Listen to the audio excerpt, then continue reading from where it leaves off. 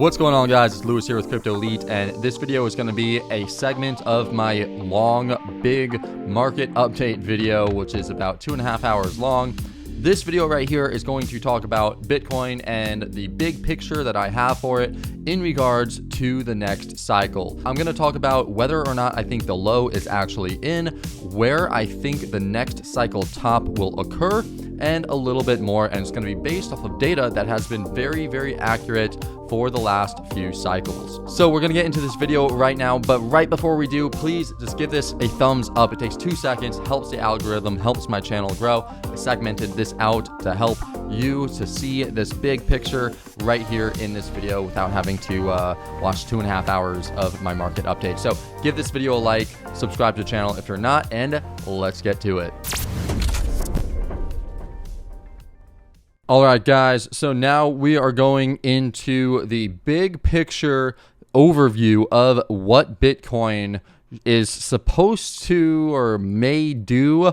It's not supposed to do anything, but what it might do according to a really good analysis that I saw previously. So hold on a second, let me get rid of this volume real quick. So what we got here is we have all of the cycles, and we have the lows of the cycle, which is denoted by a red line. We have the Bitcoin halvings, which are denoted by blue lines, and we have the cycle tops, which are denoted by green lines.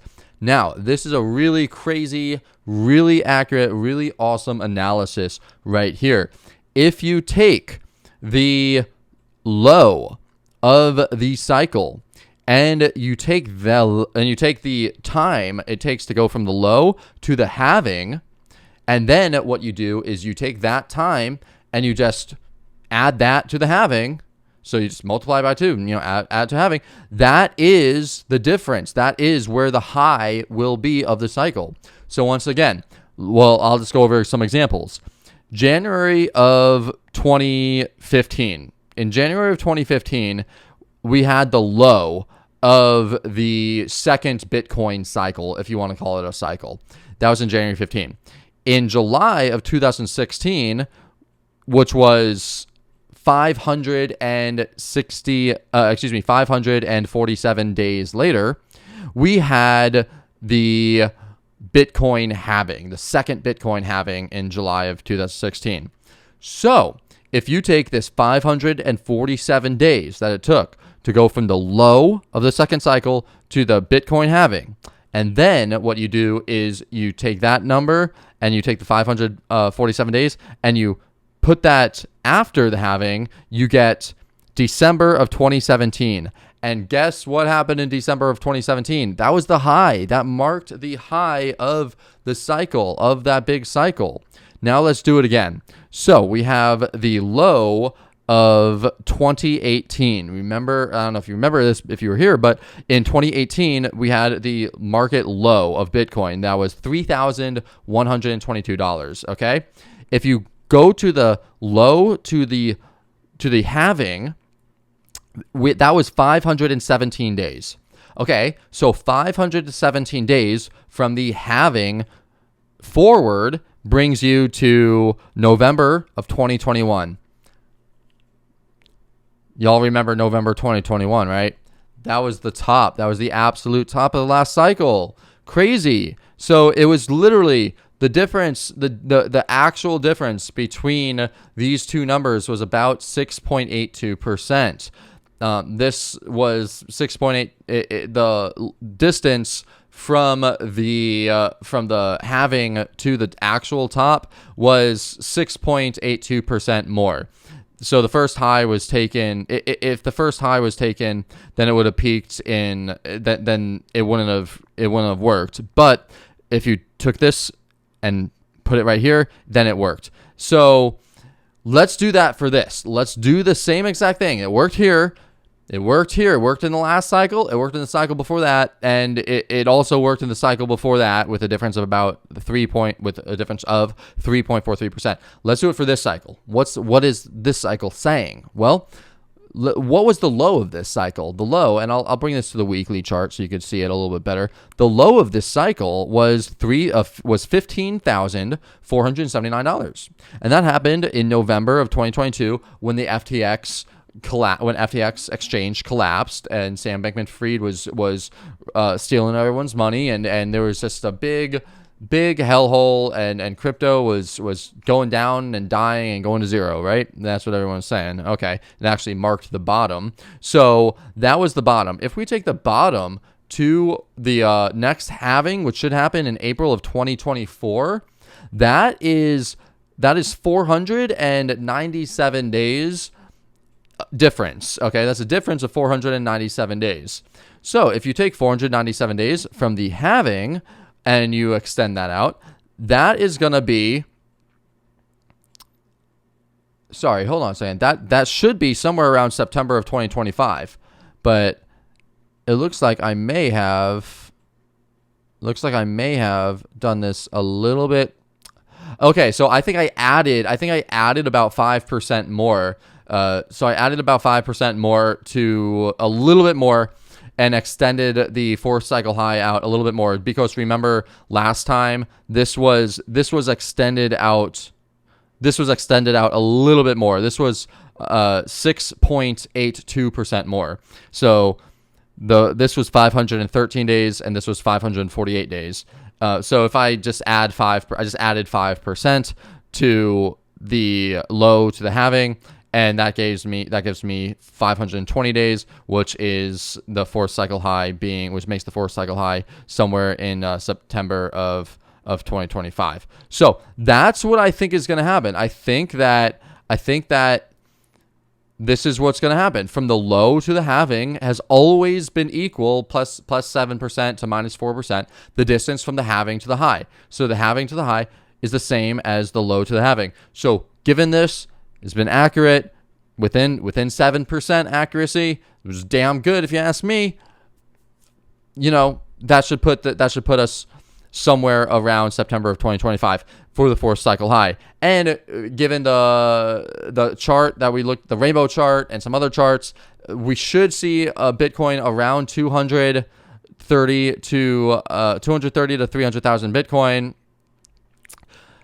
That's like, that would look like this, which actually, given what the other things look like, that's not too crazy to look at this chart like this. You know, it's not too crazy to bring this chart and have it look like this. So now this is going to be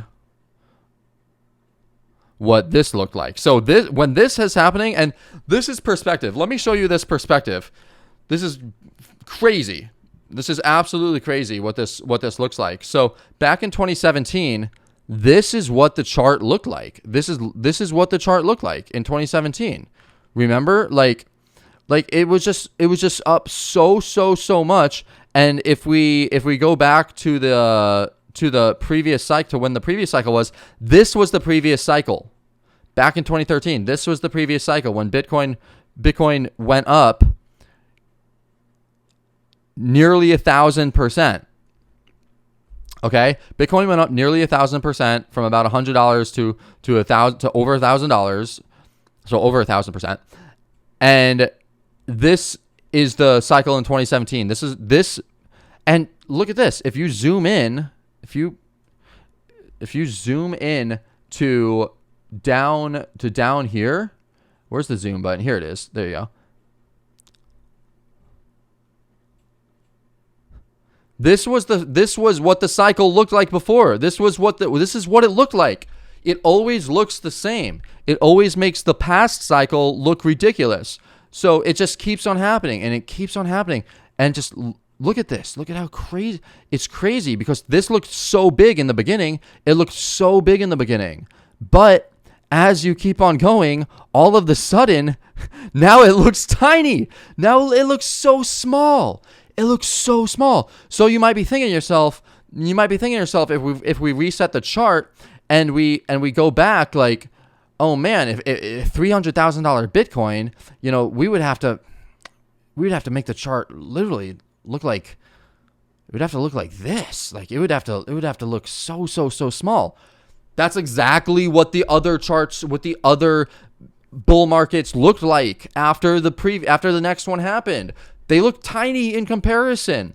I think that's what's going to happen again in this cycle. So that is my overall big picture thesis on Bitcoin, what I'm thinking and what's going to happen. Whatever happens before September 2025, it could fall all the way back down to the lows, but I do think that the lows are in. I do think that $15,479 were the lows. I do not see it going below there. I don't even see it coming close to there. Maybe back down to 19,700, just about 20 grand, tapping this low one more time. I could see that as a possibility, but I really don't see the previous lows, the lows that we saw during the FTX collapse. I don't see that happening again. I am 90% certain that the lows are in. Yes, I have a little bit of cash. I have a little bit of cash left, maybe like 10% of my portfolio, which if it comes down to this level, sorry, if I zoom in and I just make this actually, oh no, there you go. This is what I want to do. If I do this and I extend this out, if it comes down to 24, actually, I don't want to say that. I'm going to keep the 10% in case until we reach a structural level somewhere on the chart that it looks really good to me. I was going to put it in somewhere around 23, 24. If this continued to go down and we broke below this low, then I was going to go down here because this, I believe, was the golden ratio of this entire move up. Somewhere, I guess it was the 50% of this entire move up. So I was going to do that. But it didn't happen. So now I'm going to wait until something like big happens for me to put the last 10% in. But I do have my Forex bot, which is printing me money. So just in case I need extra money, I will have that giving me money as well. And also I'm actively trading in and out of the markets anyway, making money that way. So there's a lot of different ways to make money. Plus I have my businesses. So yeah. Anyway, that's the game plan. That's the game plan for Bitcoin.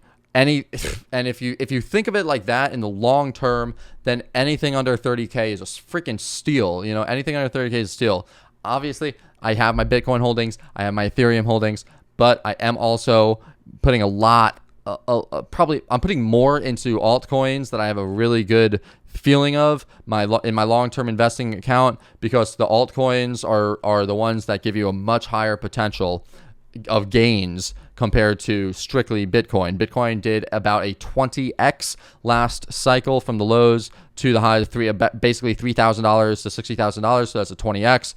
Ethereum did a 40x, and then Quant did a 100x. Solana did a 200x. So yes, these altcoins do have more potential than Bitcoin because they're lower market cap. So they, don't need as much money to move the markets. But of course, I have my Bitcoin holdings. So that is the game plan.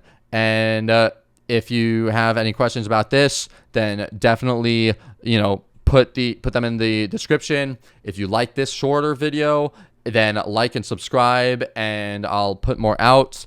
If you're watching this in the entire market update video, then keep on watching. I'm going to be going over all of these other charts, the total market cap, Bitcoin in more detail, and I'm going to be doing more analysis, shorter term analysis if you're watching this in the big market update video. But if you're watching this in the shorter video, that's just going over this big long-term view of Bitcoin, then like, subscribe, follow, and watch the other videos as well, so that you get my full analysis. All right.